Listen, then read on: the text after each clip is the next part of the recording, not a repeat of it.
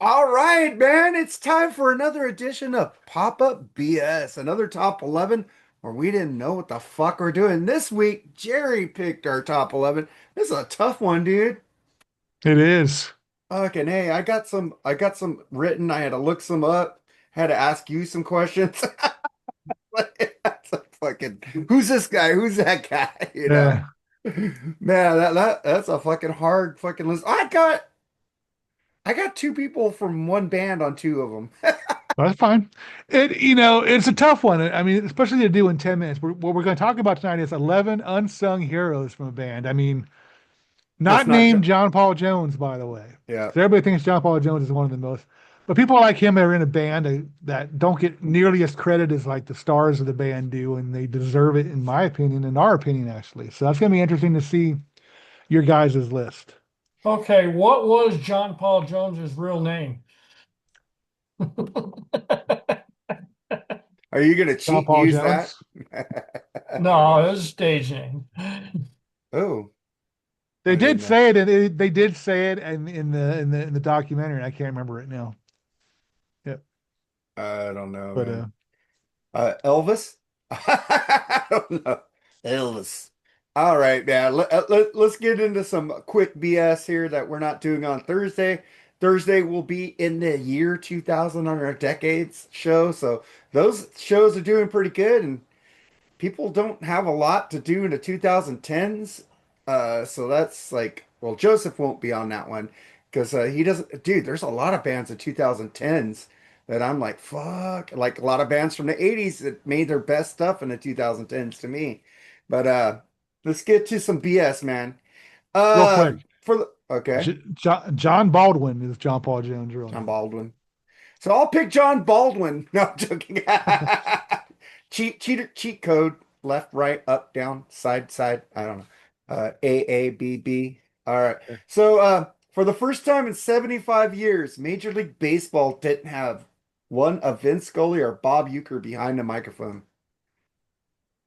I mean, he's part. Those two are part of baseball. They've been part of the game for so long. It is kind of sad to think about it, but I mean, unfortunately, this happens, man, and we're just gonna have to accept that. Some of these guys aren't going to live forever, and they left their mark. Let's just say that. Eh, Both of them did. So good for them, and rest in peace, and retired or whatever times they do. change.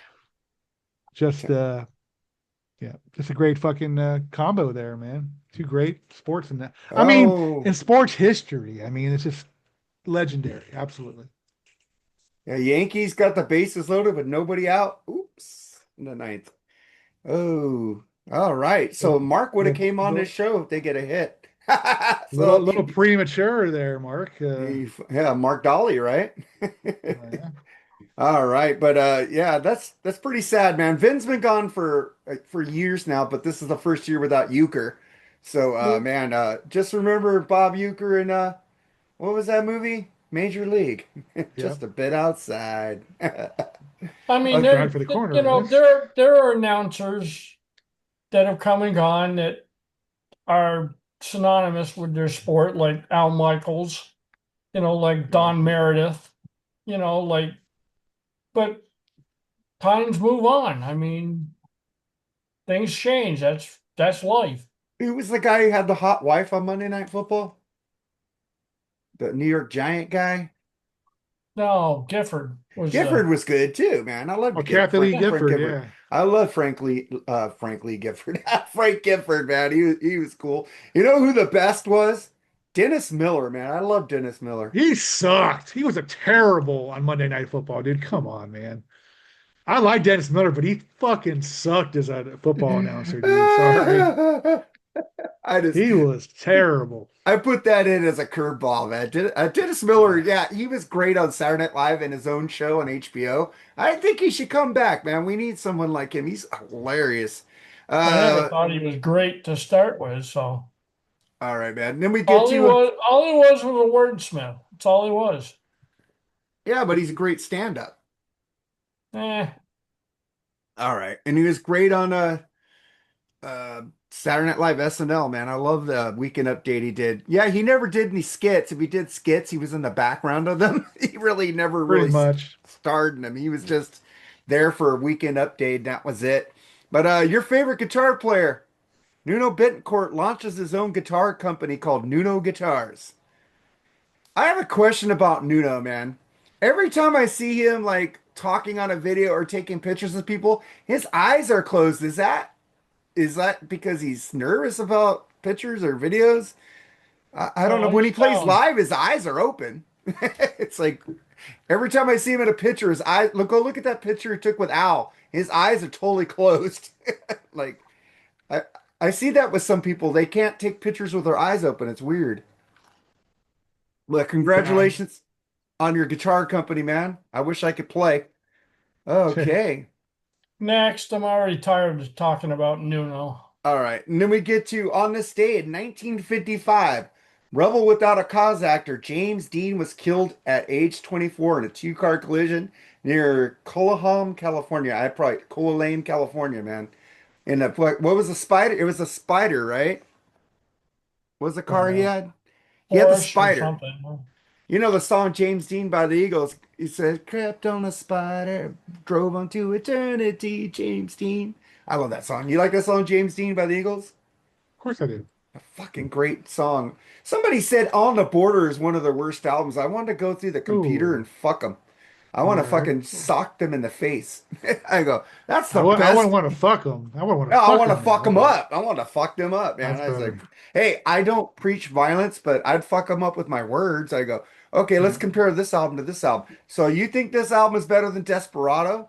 Desperado's a little boring compared to this album, man. I like Desperado, but that's a total country album there, Desperado. But man, Yep. what about James Dean? You like James Dean, Tim? Yeah, he was cool. Another young actor driving too fast, Never, living never too saw anything large. he ever did. I want to see Rebel Without a Cause and Giant. I heard those movies are great. Joseph would tell us on that guy. I bet he's seen those movies. But Yeah. 24 years old, man. Young. Fuck. Fucking shit. That Yep. sucks, man. And Tina Turner gets a statue in Brownsville, Tennessee. Good for her. She Good for deserves a her. statue. Yeah. All right, and then we'll just leave this at this. Uh, Elvira, Mistress of the Dark, starring Cassandra Peterson, was released in theaters this day 37 years ago. Who Awesome. who just wanted to watch that movie just to see her boobs? Who Well, who who didn't? really who really cared about the movie? Did you guys really care? Even when I watch it, I keep staring at her, a little fucking dog she Till this had, day, every time I watch her, I still do. right? Good looking gal. Yep. Even when she's not a girl, she's a good looking gal. Oh man. So that is our little bit of BS for the pop-up. So then we get to our 11 countdown, Jerry. Yeah, we're gonna do 11 members from bands that we think are underrated and deserves more attention. So this is gonna be interesting. I guess we'll start out with you, Mark. What's your number 11? I'm gonna go for Nick Mason of Pink Floyd. Nobody, Absolutely. and he fucking got screwed on the later albums. He didn't put him on the fucking drums on the division, not on Momentary Lapse of Reason. Bob Yeah. Ezrin goes, "Oh, let's bring in Cozy Pal." What a fucking I mean, he dick. was still technically, you know what I mean? He was still technically a member. You know what I mean? It was not like Yeah. Rick Wright. He wasn't a member, but yeah, it was weird. Well, Rick Wright was a member with the David Gilmour version, wasn't he? Just on the division bell. Oh, he wasn't on the other one? Oh, that There's sucks. contract issues where he couldn't sign for a while with them for like a 10-year thing or something like that. But he was able to sign with them when the division bell came along. Yeah, that's cool. All But he was right. playing. He was a session member for him during that whole time. So he probably got paid more money. No, I heard Anyway, he. go ahead. Oh no, he probably did because he was hired as a session musician for the Wall Tour. Yeah, Got paid more because he than only they wanted to did. make money. He did. Yeah, absolutely. Good for him. All right, Tim, what do you got? All right, my number 11 is Eric Carr of Kiss. Yeah. That's a good one. He drove that band from when he came on to when he died. And what And happened to him? He gets fired on his deathbed. he could have, he could have walked into any concert and they'd have been like, "Who are you?" Yeah. pretty much. Very soft-spoken guy. Wasn't Yeah. really a loud. Fucking played that drums like a loud guy, though. I'll say that Hmm. much. He's fucking banging those drums. That's a good pick. Dude, he's like Bonham and Kiss, man. It's Yeah. like fucking A, man. I'm gonna So, go. My number 11 is it was just kind of a cheating because it's this woman's guitar player, but he's fucking awesome. I'm talking about Neil Girardo. There's no Pat Benatar without Neil Girardo, man. I'm sorry.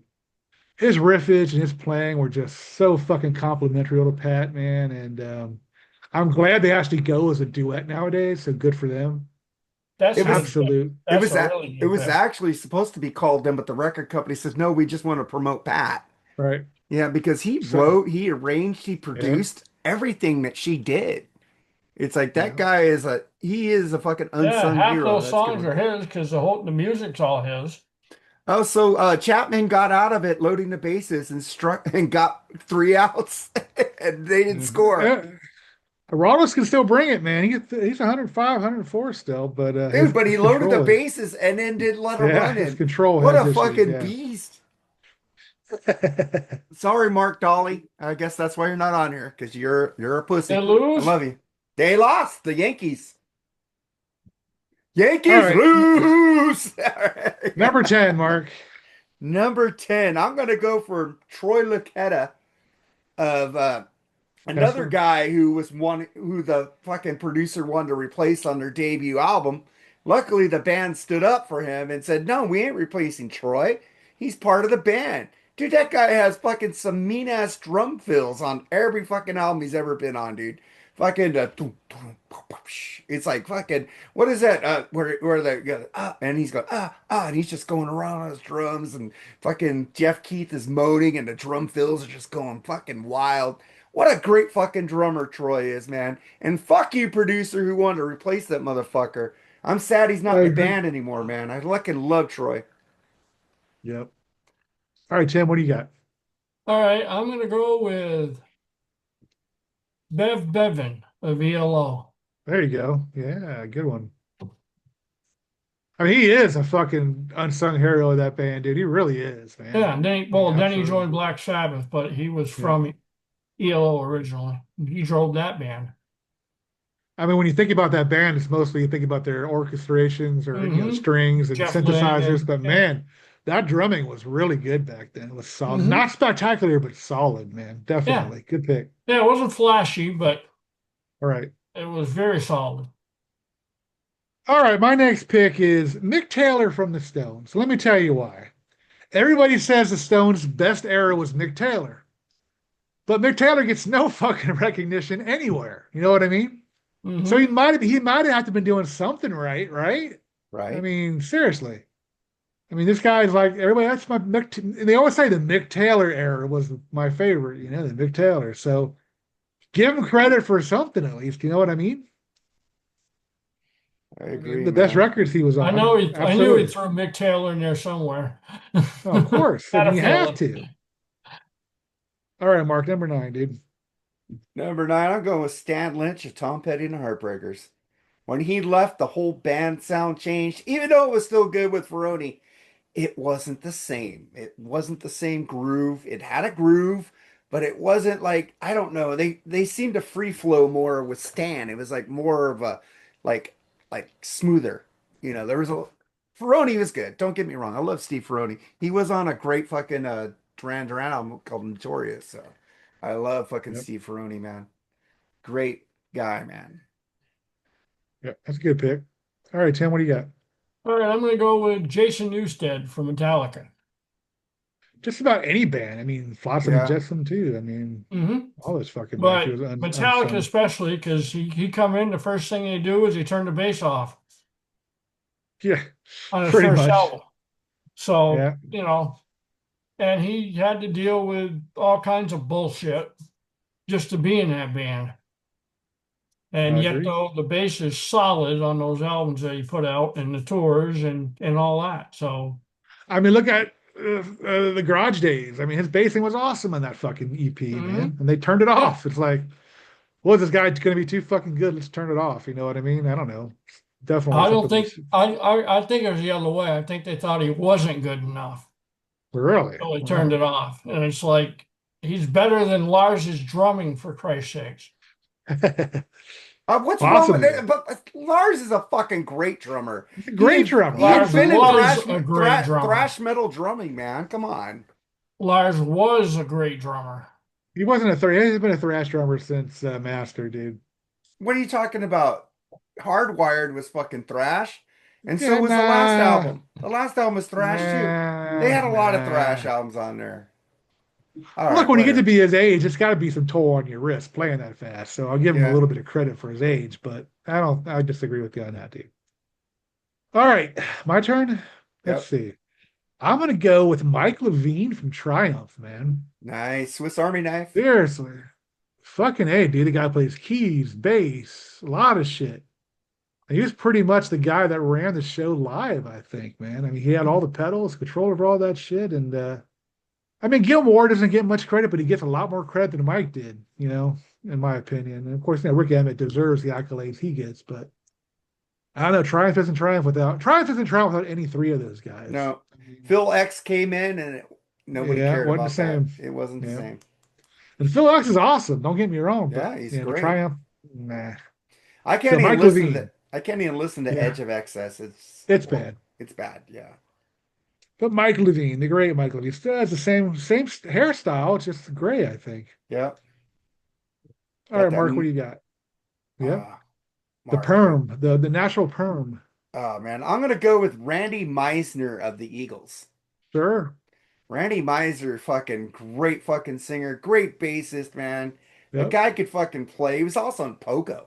So come on, the Yep. guy. And when he left the band, they brought in Timothy B. Schmidt From again, Poco. yeah, from Pogo, but it wasn't the same, man. It wasn't the same. Randy gave them that bluegrass kind of feel with the other guitar player, Ledden, Bernie Bernie Leadon, Ledden. yeah. Yeah, it's fucking great shit, man. And I don't like fucking bluegrass, but I like Yeah. Bernie. It's fucking cool. But I'm talking Oh, about I Randy mean, Meisner. I agree with Timothy B. Smith's no slouch, man. The guy's awesome too. I Great voice. I love fucking Randy Meisner's song on Hotel California. Better than Joe Yeah. Walsh's. I don't like Pretty Yep. Maids in a Row. I think I've said that a I lot, but love that song I don't like actually. that But yeah, song. you have said that quite a bit. That's a good Yeah. pick. All right, Tim, what do you got? All right, my next pick is going to be Alex Lifeson of Rush. Sure, that's fair. Just He take never got take his my credit for being a masterful guitarist. Absolutely. I agree. I mean, And our circle knows him well, but yeah, everybody knows who Geddy Lee is and Neil Peart Neil is. Peart, yeah. Yeah. So He does get Absolutely. overshadowed a lot. he had Absolutely. some of the best Even by riffs his you own could. band with the keyboard era. Yep. Yeah, I know. Absolutely. Well, Good pick, dude.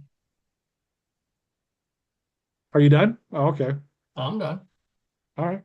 I'm gonna go with John McVeigh of Fleetwood Mac, dude. yeah. Absolute fabulous bass player, dude. Again. I mean, gets no fucking credit. Of course, when you're behind Stevie Nicks and Lindsey Buckingham and you got Mick Fleetwood, who'd be being Mick Fleetwood, it's kind of hard to get lost in the shuffle, but listen to some of his bass lines, man. The Chain or Go Your Own Way. His bass lines are incredible on those songs, dude. And the early early Mac stuff was fucking incredible, dude. The guy Mhm. doesn't give nearly enough credit as I think he deserves. Yeah, Peter Neither does Green. Christine. Either does Christine, in my opinion. But like I said, when you get Stevie and Lindsay in front of you, it's kind of hard to not be overshadowed. But Sean definitely deserves to be up there. All right, let's move on. What do you got, Mark? Your next one. I already mentioned this band, but I'm gonna go for the bassist on this band instead of the drummer, like I already did the drummer. Brian Wheat of Tesla. Brian Wheat is like a great songwriter, great bassist. Without him, that band would not be there. The fucker guy Pretty keeps that much. band together. So, and nobody gives him credit for anything. Go read his biography, man. I'm gonna listen to it if it's on audiobook. I'm listening to Dave Mustaine's biography right now. Mustaine. Yeah. Mustaine, whatever, it's pretty cool, man. Mustaine. Talking about all their heroin use. Like, oh fuck, they were druggies. Damn. Yeah. And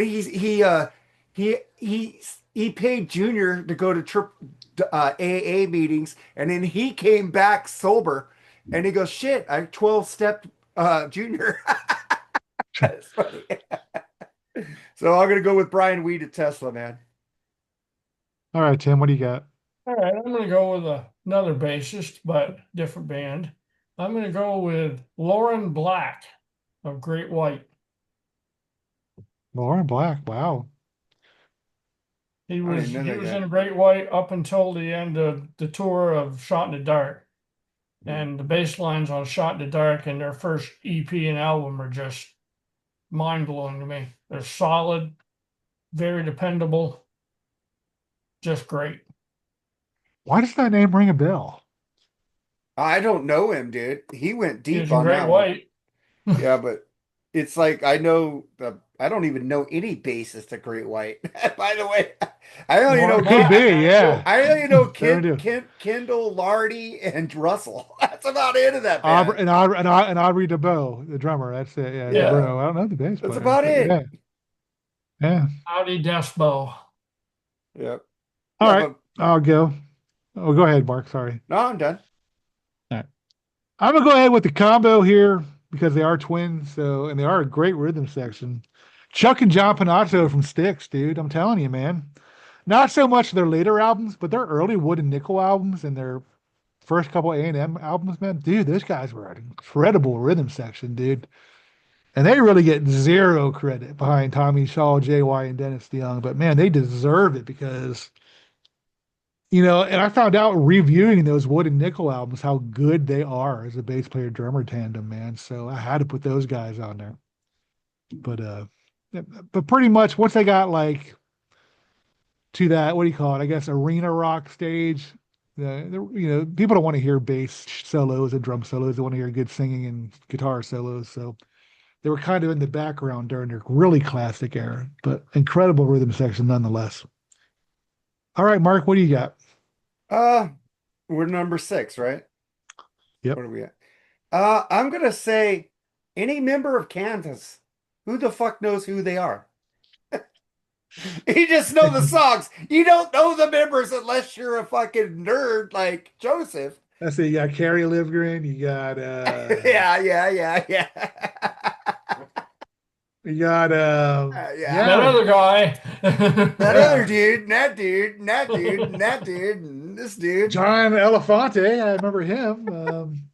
Yeah, true. Good point. Any Yeah. member of Kansas, if people say fucking Foreigner's a faceless band, I could name 4 people in Foreigner. Right. So yeah. All right, Tim, what do you got? All right, I'm going to go with Bill Ward of Black Sabbath. Yeah. In the Between, scheme of things, yes. I mean, we know him pretty popular, but yeah, in everybody else, they're like, who the hell is Bill Ward? yeah, he's Absolutely. hidden behind Iommi and Ozzy and the music when he left Sabbath changed. Yep. It went from a bluesy funk thing to straight up metal. And I'm not saying nothing wrong with that, but when the music changes, if somebody leaves, they're pretty important. I agree. Absolutely. Good one. What are we on? Number five or Yep. 6? 5. I We got just 5 did more 6. left. Okay. All right. I'm gonna go with Dave Murray from Iron Maiden. I mean, you hear Adrian Smith a lot. He does a lot of solo projects. This and that. He does stuff with Richie Kotzen, but Dave Murray's just been a solid guitar player. He's very quiet. He just stands in the same place on stage, but man, he delivers, man. Hmm. And his guitar playing, especially in the early days, man, it wouldn't be Iron Maiden without his guitar playing. So absolutely, I had to put Dave And Murray he's on been there. delivering for a long fucking time. Yep, absolutely. He just sits there and smiles and plays and leaves the stage. Hmm. Yep. All right, Mark, what do you got? Steve Number Gaines of 4. Leonard Skinner. Yeah, I thought we yeah. are number 5. No? Oh, number We're, 4. Okay. we're 4 now. I Steve think. Yeah, Gaines. 4. Steve Gaines. Leonard Yeah, Skinner. I absolutely. thought when he came in the band, man, he gave them a harder edge, man. Great guitar player that nobody really talks about. They talk about the drummer, they talk about Pyle, they talk about the singer, background singers, even his sister gets more play than he does. Right, they It's like do. Cassie Gaines, right? And they don't talk about Yep, Steve enough, man. Steve fucking rules. Well, she was hot. Of course she she was gets more cute. play. Yeah. Absolutely. All right, Tim, what do you got? All right. My next one is going to be, oh, I got a few in my head. All right, I'll go with this one. Alec John Such. Oh God. He didn't play bass. That's why he was a very unsung hero, because he wasn't on any of those albums. It was Hugh McDonald that played bass. Well, I don't know. When I saw him, he was playing bass Maybe somebody's under on the stage like stage Nikki Sixx. with Right? Bon Jovi. So I don't know where you get that he didn't play bass, because he played it at least one time because I saw it. I always That's saw them. funny. I saw them 3 times with Hugh, so I didn't see them with him. Oh, that's fucking funny, dude. Yeah. My number four will be who do I got? I got Tony K from Yes, man. I Yeah, mean, great. when you hear about Yes, all you hear is Rick Wakeman and Rick Wakeman. But Tony K did those first couple of Yes albums. He did the classic 80s, 90s era. Not the classic, but the rejuvenated era, like Trevor Rabin era, let's just call it that. The best His era. keyboard playing's, I agree, and his keyboard playing's always been solid, man. I mean, he was in another band he started. I don't remember after he left. Yes, I don't really heard much about it, but dude, I mean, look at changes. It can happen. Those songs, this keyboard playing is fucking incredible on that. You know that, and I know, and I know, 90210. I mean, it's just awesome, dude. And Look at everybody Rick go Rick Wakeman. Wakeman. Yeah. Rick Wakeman's always, when you think of keyboards from Yes, but man, again, he's a quiet guy. Tony K just sits there, plays, Yeah. and doesn't look much. Rick Wakeman's always been kind of he wore the fancy robes and, he was Joker.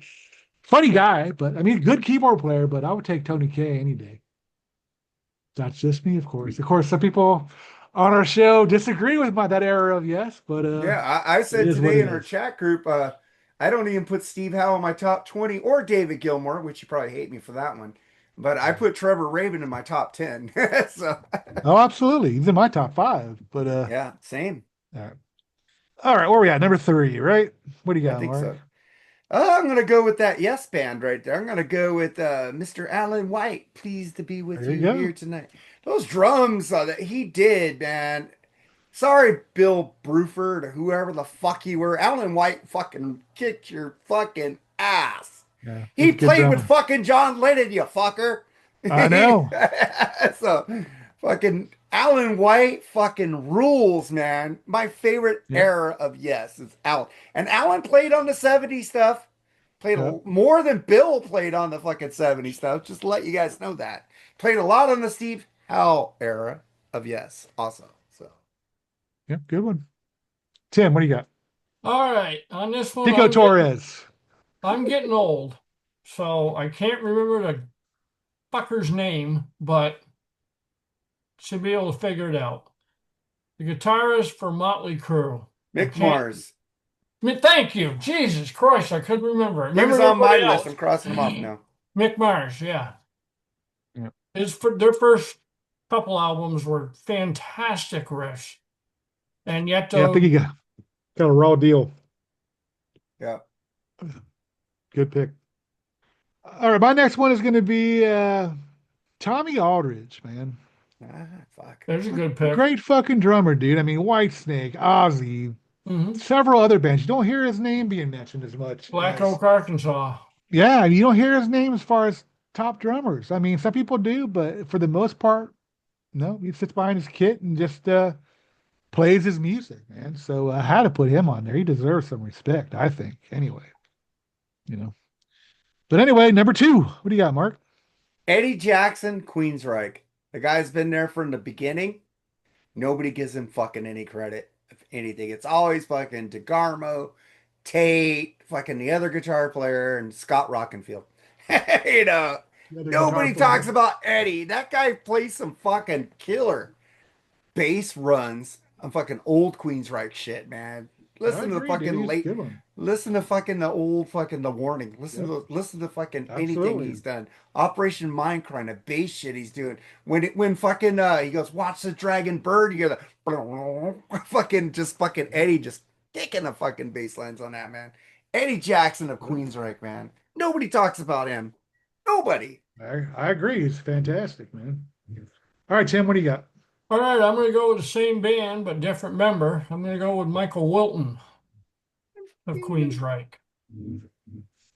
Because, back when they were coming up, they had Chris DeGarmo and he got all the attention and all that. And then when he left, it was like, who the fuck's going to play guitar? Well, they're doing just fine.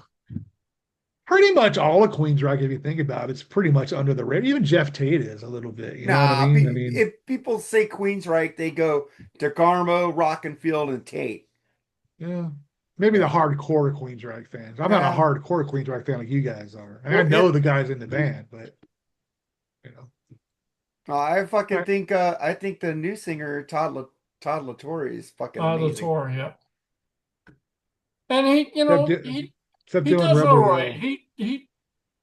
Man, can you imagine coming in and saying, okay, you got to replace Jeff Tate? Yeah. No shit.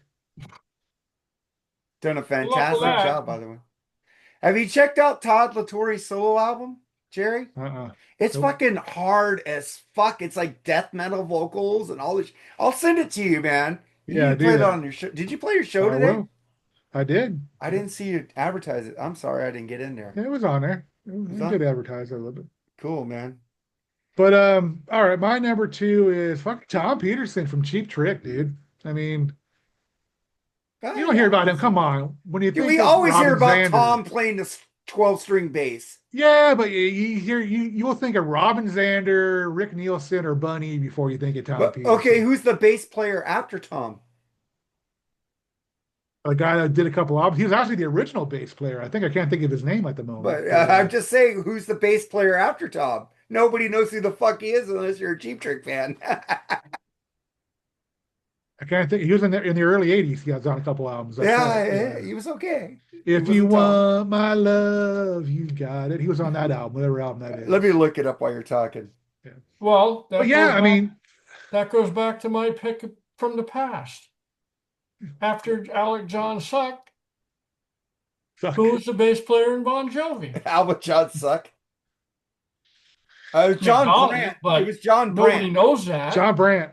John Brandt. Yeah, exactly. Nobody said Hugh fucking Hugh what? What's his name? McDonald. Hugh McDonald. He's an actor. No, Hugh McDonald is the bass player. Fucking.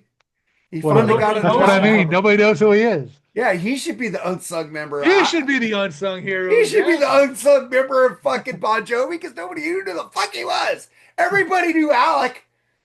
Yeah, absolutely, man. That is my mention. Hugh McDonald. Yeah, I wish I could change one of mine now. I'd put him on. I know. Number 1 is locked in. Even though I hate Bon Jovi, but yeah. I can't stand Bon Jovi. Right. Number one, in honor of my friend Andy. What do you got, Mark? Fucking who do you think I got? This should be easy. I think all 3 of us should have this. Alex Lifeson. Nope, not him. That's not what I thought.